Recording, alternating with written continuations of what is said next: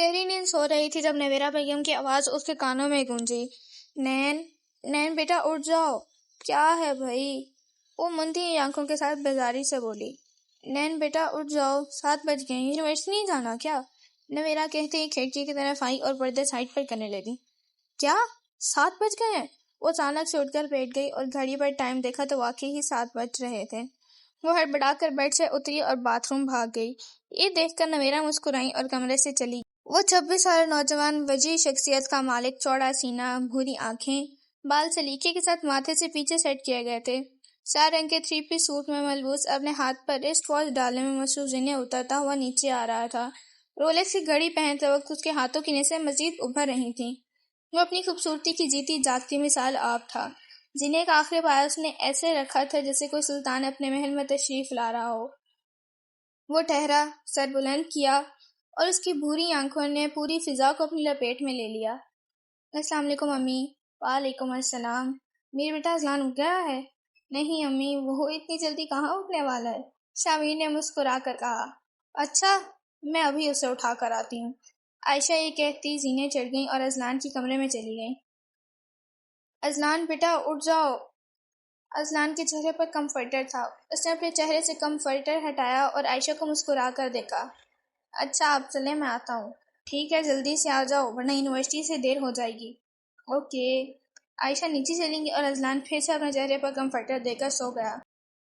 8 بج چکے تھے۔ نین ناشتے کی ٹیبل پر بیٹھی چائے پی رہی تھی۔ جیسے کچھ یاد آنے کے تحت وہ فوراً کھڑی ہو گئی۔ ممی میں چلتی ہوں، مجھے آلریڈی بہت دیر ہو رہی ہے۔ بائے۔ لیکن بیٹا ناشتہ تو کر لو۔ نہیں ممی۔ اچھا نین بیٹا، جب تم فری ہو جاؤ تو مجھے کال کر لینا، میں تمہیں پک کر لوں گا۔ نہیں بابا، مجھے اذلان کے ساتھ لائبریری بھی جانا ہے اور ایکسٹرا کلاسز بھی ہیں آج، تو میں اذلان کے ساتھ ہی گھر واپس آ جاؤں گی۔ ٹھیک ہے۔ ارمان رضا اپنا چہرہ نیپکن سے صاف کرتے ڈائننگ ہال سے قدم بڑھاتے پورچ میں گئے اور اپنے آفس چلے گئے۔ نین بھی اپنے برابر والے گھر چلی گئی جو کہ اذلان کا گھر تھا۔ وہ دونوں بچپن کے گہرے دوست تھے۔ ان کی چھوٹی چھوٹی باتوں پر لڑائی بہت ہوتی تھی، بے شک غلطیاں دونوں میں سے کسی ایک کی ہو یا پھر دونوں کی، لیکن منانا اذلان کو ہی پڑتا تھا کیونکہ نین کبھی بھی اپنی غلطی تسلیم نہیں کرتی تھی۔ 1 منٹ بھی ان دونوں کا ایک دوسرے کے بغیر گزارا نہیں تھا۔ السلام علیکم آنٹی، اجی کدھر ہے؟ وعلیکم السلام۔ بیٹا وہ تو ابھی تک اپنے کمرے سے اٹھ کر آیا ہی نہیں۔ کیا مطلب، وہ سو رہا ہے؟ شاید، عائشہ نے کندھے اچکا کر کہا۔ اچھا میں اسے ابھی اٹھا کر آتی ہوں۔ اوکے جاؤ۔ عائشہ نے مسکرا کر کہا اور وہ تیزی سے سینے چڑھ کے اذلان کے کمرے میں چلی گئی۔ عزی اٹھ جاؤ ڈارلنگ، سونے دو نا۔ وہ شاید کوئی خواب دیکھ رہا تھا۔ نین کو یہ سن کر گویا آگ لگی تھی۔ عزی کے بچے! اذلان نے فوراً اپنے چہرے سے کمفرٹر ہٹایا۔ ہوں گے، جواب مقابلے کا آیا تھا۔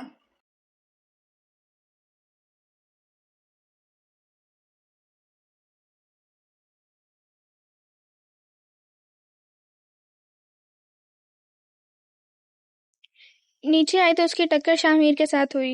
اوہ، تو میڈم آج صبح صبح ہی یہاں آ ٹپکی ہیں۔ نین کی اس کی ناگواری سخت چبھی تھی۔ وہ میزی کے پاس آئی تھی۔ تمہیں اپنے گھر سکون نہیں آتا؟ شامیر نے اسے یوں ہی دیکھتا ہوئے کہا تھا۔ آپ کو مسئلہ کیا ہے میرے ساتھ؟ دل تو اس کا یہ چاہ رہا تھا بول دے، لیکن ضبط کر گئی۔ پلیز میرا راستہ چھوڑیں۔ ہاں تو میں نے روکا کب ہے؟ جاؤ۔ اور وہ سائڈ سے ہوتی لاؤنج میں جا بیٹھی تھی۔ تھوڑی دیر کے بعد اذلان بھی نیچے آ گیا تھا۔ عزیز چلیں؟ ہاں چلو۔ بھائی آپ ہمیں یونیورسٹی ڈراپ کر دیں گے؟ کیوں، تمہاری گاڑی کدھر ہے؟ وہ دراصل میری گاڑی کل رات کو خراب ہو گئی تھی تو وہ بھی کار میکینک کے پاس ہے۔ چلو۔ شامیر کہہ کر باہر نکل گیا اور نین اور اذلان بھی اس کے پیچھے لپکے تھے۔ اذلان نے فرنٹ سیٹ سنبھالی اور نین بیک سیٹ پر آ کر بیٹھ گئی۔ شامیر نے ایک نظر ویکیوم مرر سے نین کو دیکھا، جہاں پہلے سے ہی اس کی سرمئی آنکھیں شامیر کو تک رہی تھیں۔ ایک پل کے لیے سرمئی آنکھیں بھوری آنکھوں سے ٹکرائی تھیں اور سرمئی آنکھیں شرم کے مارے جھک گئیں۔ یہ دیکھ کر شامیر زیر لب مسکرایا۔ گاڑی میں طویل خاموشی تھی جس کو اذلان نے توڑا تھا۔ بھائی آپ کل جس لڑکی کے ساتھ ریسٹورنٹ میں تھے وہ لڑکی کون ہے؟ اذلان نے شیطانی مسکراہٹ کے ساتھ کہا۔ یہ سن کر شامیر نے برجستہ اس کی طرف دیکھا۔ وہ میرے آفس میں ورکر ہے میری، بس کام کے سلسلے میں ہم وہاں گئے تھے۔ بس ورکر؟ آپ کو دیکھ کر لگ تو نہیں رہا تھا کہ وہ آپ کی ورکر ہے، کہیں گرل فرینڈ تو نہیں؟ نے جو کچھ دیر پہلے مسکرا رہی تھی، گرل فرینڈ والی بات پر اس کے چہرے کا تاثرات بدلے تھے۔ ہاں وہ مجھے اچھی لگتی ہے، شامیر نے شرارت سے بولا۔ اوہ مائی گاڈ، سچی بھائی؟ وہ دونوں آپس میں کیا باتیں کر رہے تھے اسے سمجھ نہیں آ رہا تھا، وہ بس گم سم سی بیٹھی ہوئی تھی۔ نین تمہیں کیا ہوا؟ نین جی کیا ہوا؟ کہاں گم ہو، کچھ بول کیوں نہیں رہی تھی؟ بس ویسے ہی۔ شاہ میر انہیں ڈراپ کر کے آفس چلا گیا تھا۔ وہ اپنے آفس میں جہاں جہاں سے گزر رہا تھا آفس کے سب لوگ اس کے سامنے کھڑے ہو کر اسے سلام کر رہے تھے، لیکن اس نے کسی ایک کو بھی سلام کا جواب دینا گوارا نہیں کیا۔ وہ بھی اپنے آفس میں آ کر بیٹھا ہی تھا کہ دروازے پر دستک ہوئی۔ یس کم ان۔ شاہ میر نے اپنے اسی مغرورانہ انداز میں اندر آنے کی اجازت دی کہ ایک لڑکی دروازہ کھول کر اندر داخل ہوئی۔ وہ کاٹن کے سفید سوٹ میں نلبوس تھی، بال آدھے کیچر کی گرفت میں تھے اور آدھے شانوں پر پھیلے ہوئے تھے۔ گڈ مارننگ سر، اس نے ادب سے کہا۔ جی مس ہانیہ، کیا ڈیٹیلز ہیں کل کی میٹنگ کے بارے میں؟ سر، ان کو ہمارا آئیڈیا بہت پسند آیا اور جہاں تک مجھے لگتا ہے وہ بہت جلد ہمارے ساتھ کانٹریکٹ سائن کریں گے۔ چلیے یہ تو بہت اچھی بات ہے۔ اور سر آج انٹرویو کے لیے بھی لوگ آئے ہیں، وہ مزید اسے بتا رہی تھی۔ ٹھیک ہے، انٹرویو تو 10 بجے شروع ہوگا نا، تو آپ تب تک یہ فائل لے جائیں اور اس کی ہیڈنگز انڈر لائن کریں۔ شاہ میر نے لیپ ٹاپ پر تیزی سے انگلیاں چلاتے ہوئے کہا، سر وہ جو اعظم ہولڈنگ کے اونر ہیں نا، ان کی کال آئی تھی، کل آپ سے ملنا چاہتے ہیں۔ ہانیہ کی بات پر شاہ میر کی چلتی انگلیاں رکی تھیں، مگر صرف چند لمحے کو۔ کیا کہتا ہے وہ؟ ابھی اس کی بات مکمل ہوتی کہ شاہ میر کے فون پر اسی کی کال آ رہی تھی جس کا ہانیہ نے ذکر کیا تھا۔ مس ہانیہ، آپ جائیں، جا کر یہ فائل چیک کریں۔ وہ اسے جانے کا کہہ کر کال اٹھا چکا تھا۔ زہے نصیب، شکر ہے مسٹر شاہ میر، سکندر تم نے فون تو اٹھایا، ورنہ مجھے لگا تھا عید کا چاند ہو گئے ہو۔ مقابل فون اٹھاتے ہی بولا تھا، اپنی بکواس بند کرو اور وہ بولو جس کے لیے کال کی ہے۔ شاہ میر نے تنے اور اعصاب کے ساتھ کہا تھا، میرے ساتھ ڈیل کر لو، تم اور تمہاری کمپنی دونوں فائدے میں رہو گے۔ دیکھو داؤد، تمہاری کمپنی اس قابل نہیں ہے کہ سکندر گروپ آف انڈسٹریز اس کے ساتھ کام کرے، اور ہماری کمپنی کے اتنے پورے دن بھی نہیں آئے کہ انہیں تمہاری کمپنی کی ضرورت پڑے۔ شاہ میر نے تمسخرانہ انداز میں کہا تھا، ایک دن دیکھنا تم سے زیادہ میری کمپنی کا نام جانا جائے گا بزنس کی دنیا میں۔ داؤد نے دانت پیستے ہوئے کہا تھا، مقابلہ کر رہے ہو میری کمپنی کا اپنے 2 کے بزنس کے ساتھ؟ شاہ میر اب کے بعد کرسی سے اٹھ کر گلاس وال کے پاس آیا تھا۔ ہاں یہی سمجھ لو، مقابل نے کہا۔ تو پھر تم بھی جان لو داؤد اعظم کہ بزنس کی دنیا میں سکندر گروپ آف انڈسٹریز کا مقابلہ کرنا خودکشی کے برابر سمجھا جاتا ہے۔ میری کمپنی سے مقابلہ کرنے کے لیے فی الحال تمہیں اور تمہاری کمپنی دونوں کو ہی محنت کی ضرورت ہے۔ شاہ میر کی بات پر داؤد کا دل چاہا کہ وہ اس وقت اس کے سامنے ہو اور اسے جان سے مار دے۔ کسی کام کی نہیں ہے تمہاری کمپنی، داؤد حلق کے بل چیخا تھا۔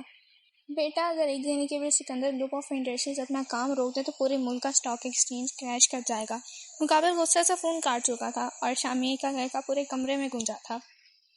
نین جب سے گھر آئی تھی خود کو کمرے میں بند کیا ہوا تھا۔ یہ کیا سننے کو مل رہا تھا اسے کہ شاہ میر کسی اور سے محبت کرتا ہے؟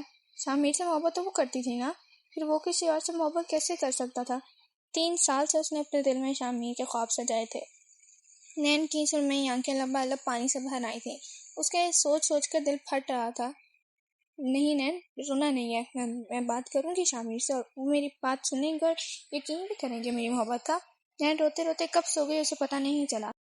ممی، میں عزیز کے گھر جا رہی ہوں، 2 دوست اور بھی آ رہے ہیں یونی کے گروپ اسٹڈی کے لیے۔ اچھا ٹھیک ہے۔ السلام علیکم سکندر انکل، کیسے ہیں؟ وعلیکم السلام، میں بالکل فرسٹ کلاس، آپ بتائیں اتنے دنوں کے بعد آئی ہیں؟ ارے نہیں انکل، میں تو کل بھی آئی تھی لیکن آپ نظر ہی نہیں آئے۔ ہاں بیٹا، میں کل صبح جلدی آفس چلا گیا تھا۔ اچھا نین بیٹا، تم کب آئی؟